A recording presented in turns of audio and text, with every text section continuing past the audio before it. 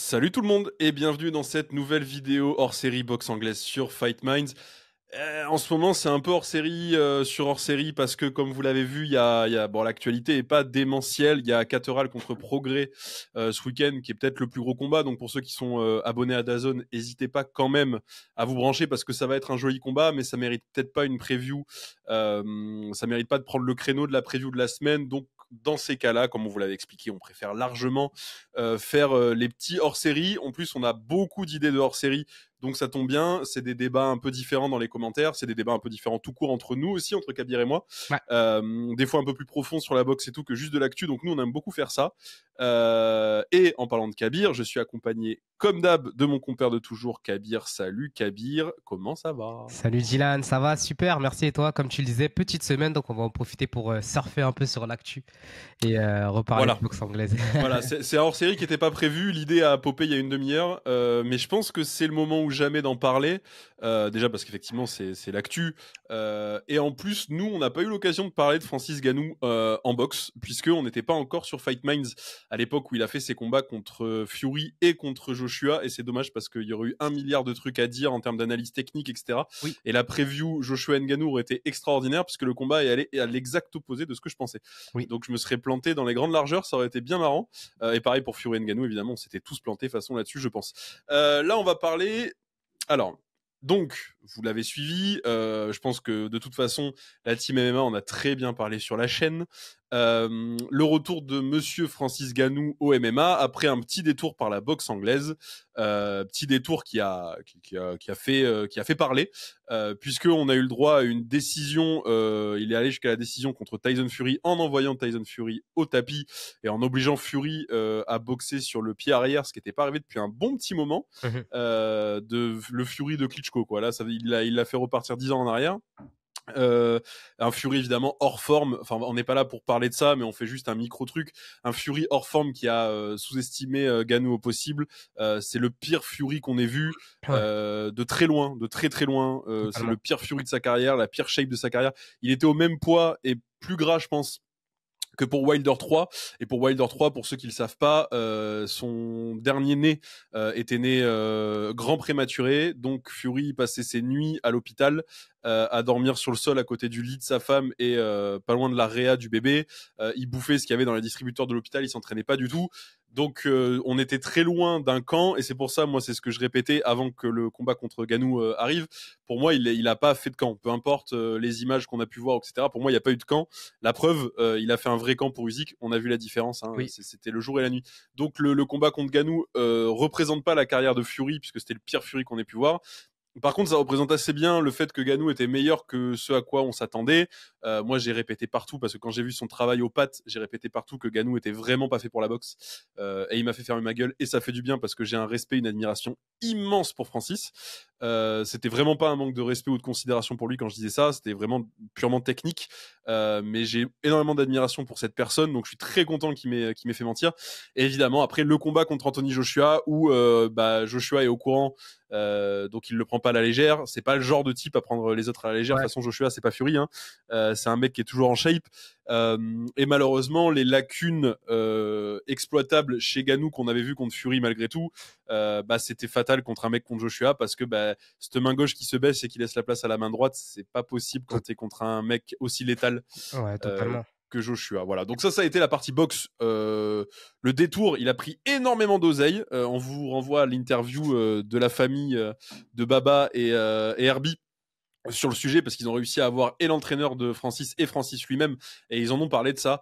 Donc il a fait énormément de fric, et ça, pareil, quel bonheur que ce mec soit enfin payé à sa juste valeur. Vous Dans son connaissez parcours, les, ouais. les déboires avec l'UFC, et vous connaissez son parcours évidemment qui est inspirant à un point inimaginable.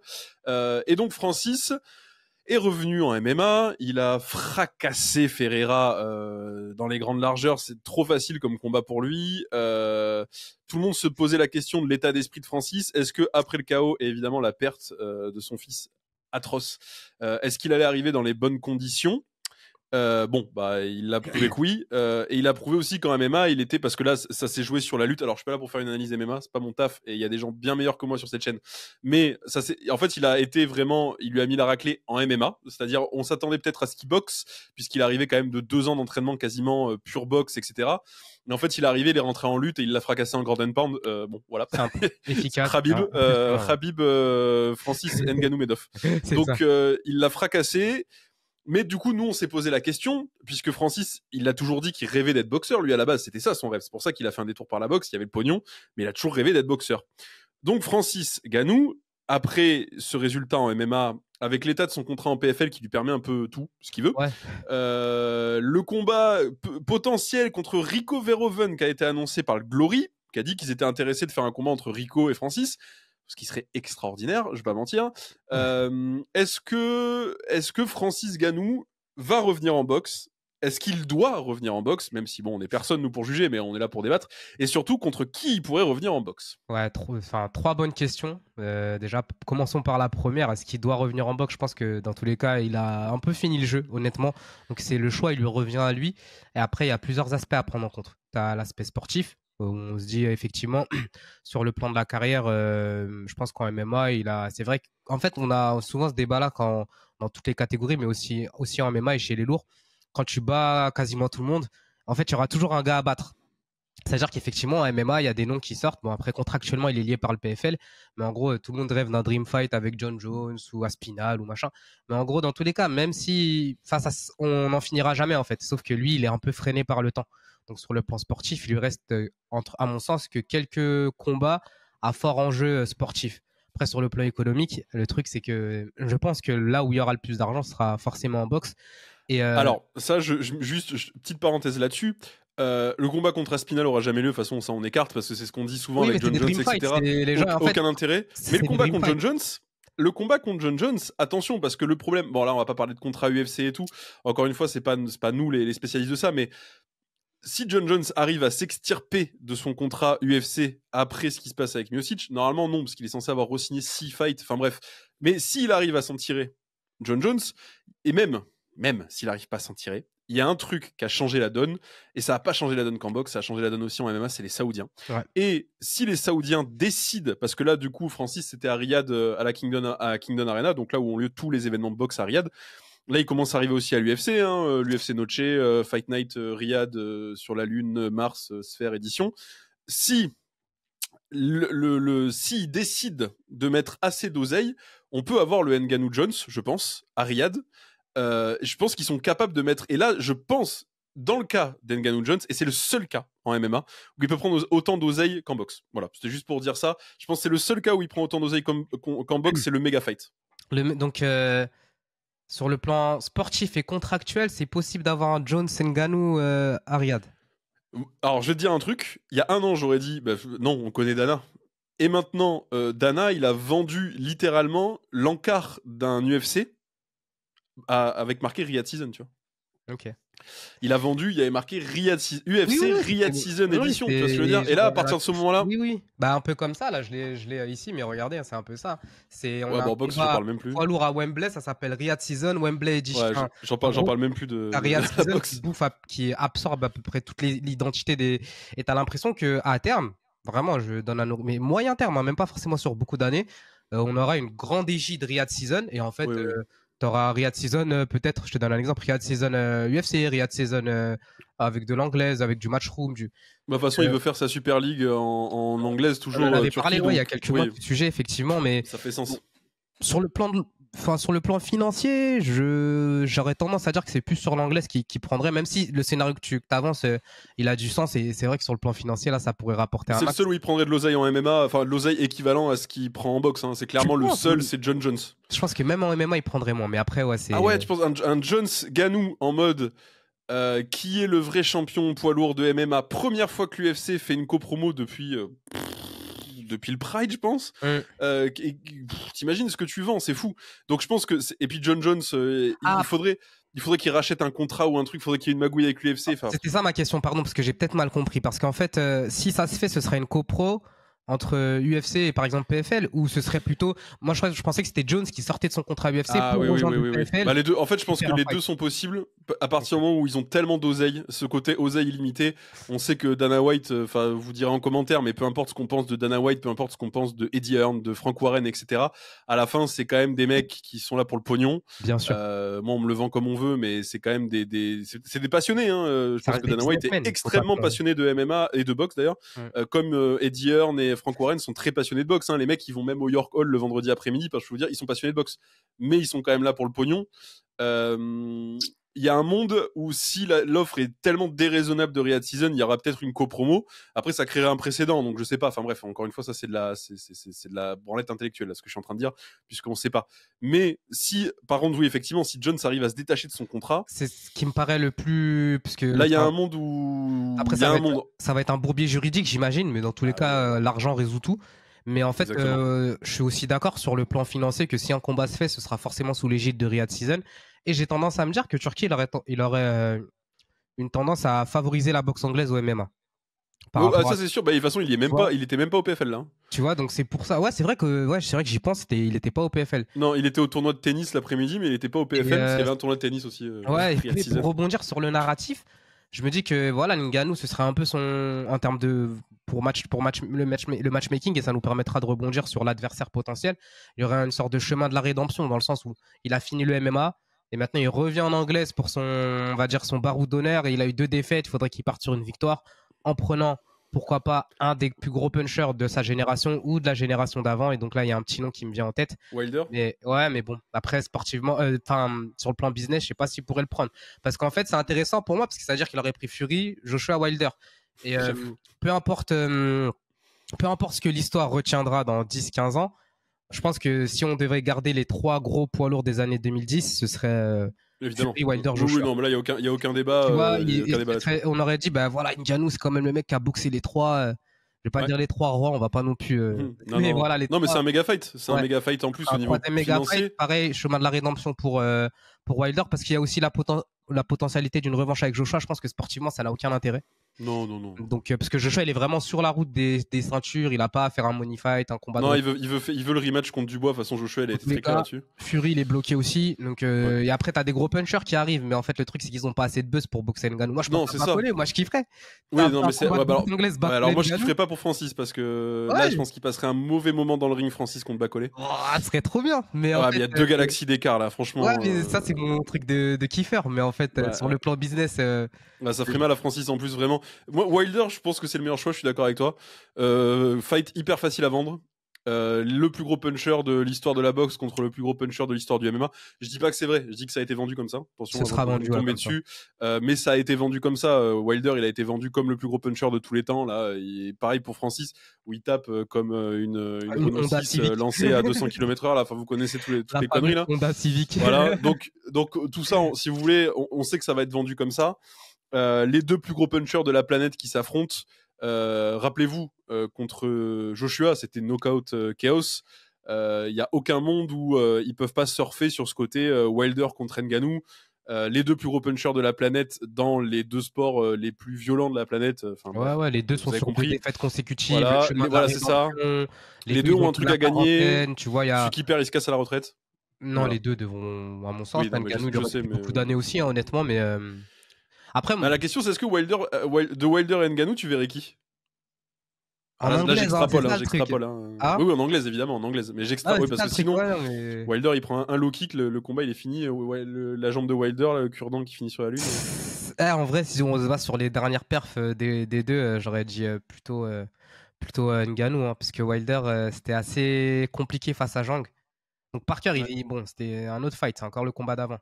Mais contre Zhang, c'était et je maintiens que Ngannou, certes, il n'a pas été ultra probant en anglaise, mais il y a son punch reste quoi. Ça reste un sacré bébé. Mais c'est vrai que techniquement, parce que encore une fois, c'est vrai qu'on a tendance, et nous on a toujours défendu Wilder. On a fait quelques vannes sur le fait qu'il soit devenu champion du monde avec un bras arrière, mais on s'est toujours rattrapé la minute d'après en expliquant que il a quand même l'intelligence de bien gérer ses mains, bien gérer le ring et de bien préparer son bras arrière. Extraordinaire. On vous fait encore une redirection vers l'analyse de combat entre Dubois et Joshua, dans laquelle justement on réanalyse le KO le down de Joshua que Joshua a pris, pardon, et en parlant justement de son gros bras arrière qu'il a envoyé sur Ngannou sans setup comme ça.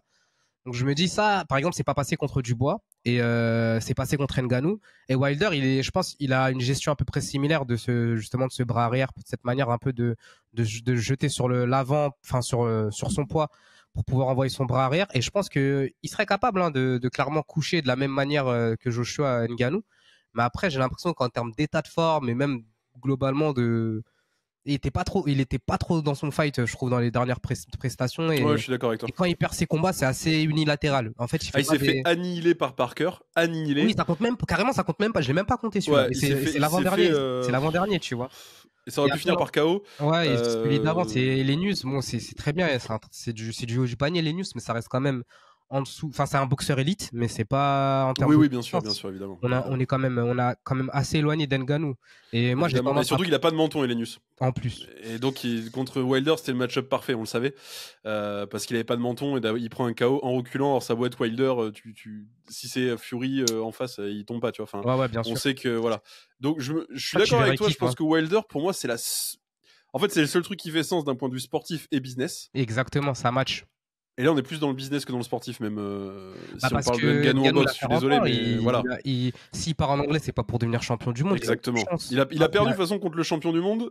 Donc, il a fait un très beau combat, mais il a perdu contre le champion du monde. Le combat d'après, il perd contre le mec qui était considéré comme le top 3, l'ancien champion du monde, l'ancien double champion du monde unifié. Il prend un énorme KO au deuxième. Il prend 3 downs. On a vu qu'il y avait une galaxie d'écart entre un mec qui fait une transition vers la boxe et un mec qui a boxé toute sa vie et qui est niveau olympique, champion du monde. Enfin, on parle là vraiment de mecs qui sont tous les 10 ans. C'est des boxeurs générationnels en fait. Voilà, c'est des boxeurs générationnels. Malgré ce qui s'est passé avec contre Dubois, Joshua, c'est énorme.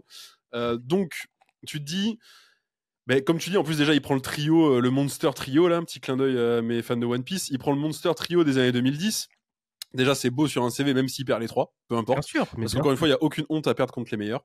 Bien sûr. Le combat contre Wilder, ça se vend facilement, donc d'un point de vue promotionnel aussi, il faut réfléchir 2 secondes. Ça se vend tranquille. Top Rank, PBC, ils travaillent tous avec Riyad Season maintenant, donc Turquie, s'il a envie de le faire, c'est comme ça. Et en fait, il n'y a personne d'autre parce qu'après tout le top 10, Parker, aucun intérêt. Bacolé, aucun intérêt. Dubois, bon, bah, de toute façon, maintenant il a une ceinture, mais il n'y a aucun intérêt. Ergovic et tout, pourquoi faire? C'est exactement ça. Quand tu es en haut, on l'a toujours dit ces dernières semaines, en haut du top, là, on se base sur le top The Ring. Hein. En haut du top heavyweight, c'est bouché. Tous les combats sont déjà bookés. Et en bas, en fait, même si c'est d'excellents boxeurs, donc sur le plan sportif, c'est dingue. Bah en fait, Ngannou, il a aucun intérêt à prendre des gens qui. Même si Ngannou, à lui tout seul, il peut remplir une salle. Mais en gros, tu dis Ngannou, je te mets un mec. Ngannou contre Ergovic, Fabio Wardley. Non, et puis pourquoi faire? Ça, tu vois, aucun intérêt parce que lui il a rien à gagner, parce que s'il bat Ergovic, c'est énorme hein, s'il bat Ergovic pour nous, nous, les fans de boxe. Nous on se dit ah ouais, en fait le mec est trop chaud, c'est abusé, il bat un mec qui est médaille d'argent olympique et qui a battu Zhang et tout. Twitter, ils vont dire il a battu un plombier parce qu'il a un exactement. Donc c'est ça le problème. En bâtiment, alors que le mec c'est ça le problème. Et si Ergovic s'il bat Ngannou, il en a rien à foutre, enfin ça fait rien pour sa carrière. Alors que effectivement Wilder contre Ngannou, il y a pas un enjeu sportif énorme, mais il y a un vrai truc comme tu dis, un narratif de chemin de la rédemption, un narratif financier qui est énorme aussi pour les deux, donc ça pourrait être cool. Et il y a le combat, on en parle vite fait, même si parce qu'on fait l'anglaise ici, mais avec Kabir on a aussi notre petit kiff sur la bagarre, le pied-point. Ngannou contre Rico. Ouais, Ngannou contre Rico, moi je stream parce que moi je suis. Moi aussi. Mais c'est une folie, c'est une folie là, c'est soirée chips la totale. Hein. La parenthèse, Rico c'est le boxeur en kick. Pareil, générationnel. En poids lourd, il commence à être dans la discussion des goths du kick en poids lourd. Oui. Il commence à être bien dans le top 5 là. Hein. Ouais, non, c'est du sérieux. Et en fait, longévité, toujours on shape. Le mec, il a 1000 ans et continue à casser la figure. Et puis, de tout le monde. Il prend les nouveaux qui arrivent, il les prend. En fait. Cookie, le dernier combat où les gens se disaient Cookie était pas favori, mais ils disaient peut-être que. Moi, il y a Placibat où on n'est pas là pour parler de ça, mais bref, il y a Placibat où je me dis qu'il y a un monde où Placibat, s'il arrête de se blesser tous les 2 mois, c'est ce que j'allais dire. Parce que il peut venir faire chier Rico dans un ring, mais l'autre, il est tellement. Non, non, il est indéboulonnable et Il est parfait. ouais, c'est ça, boxe parfaite. Et donc en fait, après, ce sera un très très beau match-up et les deux ils prendraient de l'oseille. Et moi, je kifferais surtout sportivement, c'est deux beaux sportifs. Et donc rien que Ouais, et là, il y a un enjeu sportif, plus qu'en anglaise. et tout, c'est ouf de Ouais. me dire ouais, enfin, c'est des boxeurs générationnels encore une fois. Ouais. Mais c'est un terme qu'on utilise beaucoup, mais c'est vraiment de très grands noms dont on parle. Rico Verhoeven, encore une fois, je pense que dans 20 ans, et je maintiens mes propos. Et pourtant, je kiffe Ernesto, mais dans 20 ans, on en parlera on le mettra au même niveau qu'Ernesto. Ouais, c'est ça, ils sont dans cette gamme-là, je pense aussi, ouais. Tu vois, quand on parle les plus grands de la boxe au kickboxing, on pense à Diego, on pense à Ernesto, Jérôme Le Banner, Cocorico, mais je pense qu'on dira Rico Verhoeven. Il sera clairement dans cette discussion-là, au même titre que chez les poids lourds, même si en MMA, même si encore une fois, sans rentrer dans la critique, encore une fois, en MMA, c'est un sport qui est peut-être un peu plus jeune et qui est où on a une certaine culture de l'instant. Par exemple, il y a beaucoup de noms d'il y a une vingtaine d'années qu'on a oublié. Je pense à Fedor, notamment, qu'on oublie dans la discussion. Même Cain Velasquez et tout. Cain Velasquez, et dans des petites catégories, Aldo, qu'on a totalement. Alors que. Ouais, Mighty Mouse. Tu vois, voilà quoi. Et donc, en fait, par contre, Ngannou, il va aussi rester dans cette discussion-là des plus grands de tous les temps. Et légitimement, bien sûr. Donc, le combat, actuellement, il fait clairement sens. Et de tous les fights que je pourrais voir, Ngannou Wilder, ce serait ouf pour l'entertainment, mais sportivement, Ngannou Verhoeven, c'est aussi pas mal. Mais bon, là, on est un peu sorti de on est passé en mode Nakmoué, là, donc. Oui, non, mais c'est au-dessus. Sportivement, Rico contre Ngannou, c'est au-dessus de Wilder Ngannou pour une simple et bonne raison. C'est que si Ngannou boxe contre Rico, il aura boxé contre 3 champions linéaires, même si ça n'existe pas le terme linéaire en MMA. On aura un débat un jour là-dessus. Parce que je le vois utilisé partout, là, depuis que justement Ngannou est puis à l'UFC, le champion linéaire en MMA. On en parlera quand même parce que ça n'existe pas, ça peut pas exister. Bref, qu'un mec comme Ngannou, du coup, il aura boxé Miocic, techniquement, il aura gagné. Ensuite, il aura été chercher Fury. Donc champion linéaire de boxe, et donc Rico qui peut être considéré comme le champion linéaire poids lourd en kickboxing. Tu te dis, wow, même s'il perd, il aura affronté les meilleurs. S'il fait un beau combat contre Rico, tu te dis, ah ouais, en plus, il n'a pas été ridicule. Ouais. Et je pense qu'en kick, à mon avis, Ngannou a plus de chance en kick, même s'il n'utilise pas ses pieds plus que ça. Je pense qu'il a plus de chance en kick parce que tu fais attends, tu vas voir mon raisonnement. Quand tu fais du MMA, t'entraînes l'anglaise effectivement, mais tu t'entraînes pas l'anglaise comme pour un combat d'anglaise. Ouais. C'est-à-dire tu travailles juste tes points. Il y a les mouvements de tête, tous ces trucs-là et tout, tu les travailles pas puisque tu fais pas ces mouvements de tête-là. Big up à Leon Edwards qui l'a vu chez Kamaru. Les mouvements de tête d'anglaise, en kick ou en MMA, ça peut être fatal. Donc, justement, tu fais moins les mouvements de tête, etc. Tu travailles surtout tes bras, mais tes bras dans un contexte qui t'aidera en MMA, ce qui est logique. Le kick, c'est pas le même en MMA et en kick pur, certes, parce qu'il y a la lutte, il y a plein de trucs à rajouter, mais ça se rapproche vachement plus d'un coup. Et un mec qui est très très bon en kick, il peut faire une transition en MMA, et vice-versa, alors que l'inverse, c'est pas vrai, tu vois. Enfin, en anglaise, le chemin se fait pas. Anglaise, il y a eu de très rares exemples. Ouais, voilà. Je pense à François Botta, là j'ai en tête. Mais c'est rarissime, c'est rarissime. C'est vrai que c'est rarissime des très bons gars de la boxe anglaise. Après, les tailles, il y en a pas mal qui ont fait un petit passage en anglaise et qui sont revenus. Oui, puis où ça a été correct et tout, mais avoir un niveau élite mondial en kick, en anglaise, c'est plus difficile qu'en kick et en MMA, tu vois. Oui, totalement. Je pense que le kick et le MMA, il y a un peu plus, ça communique un peu plus que l'anglaise et le MMA, ou que l'anglaise et le kick. Et du coup, je vois que la puissance physique en anglaise, ça suffit pas. Il faut beaucoup de technique. Mais vraiment, c'est un sport qui a 8000 ans, enfin je veux dire au bout d'un moment, donc tout est perfectionné, etc. Le kick, c'est un peu plus récent, et surtout, chez les lourds en kick, c'est très technique aussi, attention, hein, j'en ai fait du kick toute ma vie. Il est beaucoup plus gros, je vois ce que tu veux dire. C'est ça, en kick, c'est quand même un peu différent, et c'est plus physique, parce que les clinches sont pas les mêmes aussi, parce que tu peux frapper dans le clinch et tout, donc les clinches sont plus physiques, et Ngannou dans un clinch de kick, c'est pas la même qu'un clinch d'anglaise, parce qu'il faut le bouger le monsieur quand même, lui qui a l'habitude en plus et qui est devenu apparemment un lutteur dagestanais dans la nuit. Pour ça, je pense qu'il aurait plus de chance. Alors pas forcément contre Rico. Hein. Ouais, là, juste parce que Rico c'est trop fort. C'est ce que j'allais dire en kick. Il y a Mais Rico, c'est une anomalie. Non, Rico, c'est trop fort. Mais il y a des mecs de la KT, si tu prends pas le top 5, on va dire, en fait, au Glory, il aurait une chance dans le top 10. Alors qu'en anglaise, je le vois pas avoir une chance dans le top 10, tu vois. Ouais, là, il n'y a pas de sujet sur ça, effectivement. Je le vois bien, il y a des gars qui peuvent aller chercher quand même. Il a une prépa déjà toute faite pour le kick, en fait, finalement. Je vois je comprends. Même en termes de cardio, tu vois, le kick, oui, bien sûr. C'est beaucoup plus court en cardio, c'est beaucoup plus intense, mais du coup, ça se rapproche plus du MMA. En termes de, faut être très efficace pendant vachement moins de temps que l'anglaise, où t'es concentré non-stop pendant 45 minutes, tu vois. Oui, tout à fait. Non, là-dedans, sur ce point-là, ouais, d'accord. En fait, c'était juste que je me disais Rico, parce que... Non, mais pas Rico, c'est un peu... Parce que Rico, il en a boxé des gens qui connent vraiment, vraiment fort. Ouais. Et en fait, il s'en est tout. Il a boxé des monstres, hein. Il a boxé des monstres. Nabil Khachab, il y a pas longtemps. Dans le tournoi, justement, dans le tournoi, il avait boxé. Il est vraiment... Il a gagné le tournoi, Rico. Non, il est énorme, tu vois, physiquement, c'est pas... Ben Sadik, Badr Hari, enfin...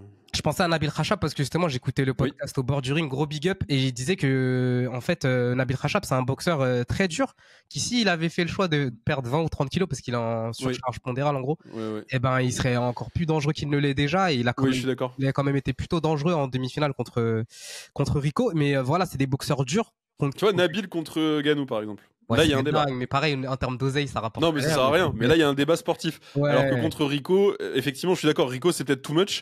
Mais je pense qu'il a plus de chances contre Rico que contre Usyk, par exemple. Mais c'est évident, ouais. Il a plus de chances contre le champion linéaire du kick que contre le champion linéaire de l'anglaise. Oui, ça. Parce qu'il est plus habitué à ça, qu'il a un gros low kick, que. Voilà. C'est un sport, la boxe, c'est. Je sais plus qui disait ça. J'ai écouté quelqu'un qui en parlait il y a pas longtemps et qui disait, mais je vous rappelle pourquoi là. Ah, c'est John Dovey. Okay. Qui disait que la boxe c'est encore plus dangereux et létal, notamment parce qu'en fait les surfaces d'attaque sont très réduites. Ouais. Et c'est tout à la tête quasiment. Sont plus long. Donc en fait tu te fais taper dans les mêmes zones pendant plus longtemps. Donc en fait c'est compliqué. Et chez les poids lourds tu multiplies ça par le facteur force. En fait c'est compliqué. Et Usyk il tape comme une brute même si c'est pas le plus lourd. Donc c'est vrai que non il a on l'a vu déjà contre le top du haut du panier. Il avait mal passé. On verra ce qui va être annoncé parce qu'effectivement, la carrière de Ganou en MMA, là, elle paraît quand même. Pourquoi défendre la ceinture au PFL? J'ai regardé le top 10 du PFL. Non. Pourquoi faire parce que Ferreira, il avait son physique pour lui, ce qui permettait de vendre Battle of the Giants. Mais en vrai de vrai, on savait qu'il avait pas les armes. On attendait surtout le mental de pouvoir étudier le mental de Francis plus que les armes de Ferreira. On est très très heureux pour Francis du coup qu'il ait coché cette case-là, de dire bon bah j'étais champion dans deux orgas différentes et surtout avec la manière en plus de montrer que j'étais vraiment encore au-dessus après avoir passé quasiment 3 ans loin des rings, même 2 ans et demi, 3 ans, loin des cages, pardon.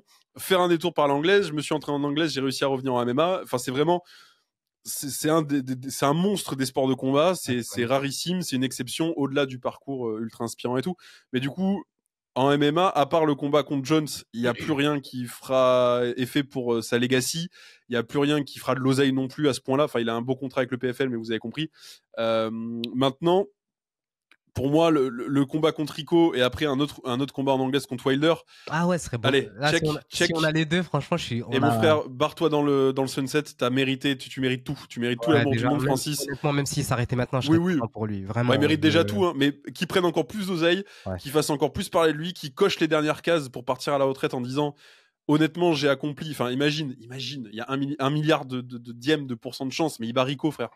Wow, je serais triste pour Rico, mais ce serait moi aussi, mais tu deviens le GOAT, tu deviens un des GOAT des sports de combat à la Pereira. Enfin là, tu commences à être dans des discussions. Ouais, je suis d'accord. C'est vrai que ce serait. Et après, tu bats Wilder, même si c'est plus même Wilder. Là, tu pars. Je pense que une légende finale. Retiendra qu'il a. Enfin, tu vois, les gens, c'est un peu. Tu te rappelles quand on faisait le top 10 des pound for pound, on voyait que par exemple Hagler il avait perdu contre Léonard, mais quand tu regardes factuellement les stats, tu dis il a perdu contre Léonard, mais quand tu remets tout en perspective, mais finalement le temps il efface un peu ces contextes et on garde que ce qui est écrit dans le marbre. Donc on verra faut oublier la culture de l'instant. La culture de l'instant, ça restera comme un mec qui a eu les coronesses de monter sur le ring contre les mecs les plus dangereux de la planète, après avoir une carrière extraordinaire dans une cage, qui a eu le courage de réaliser ses rêves en partant vraiment de rien, et là vraiment de rien.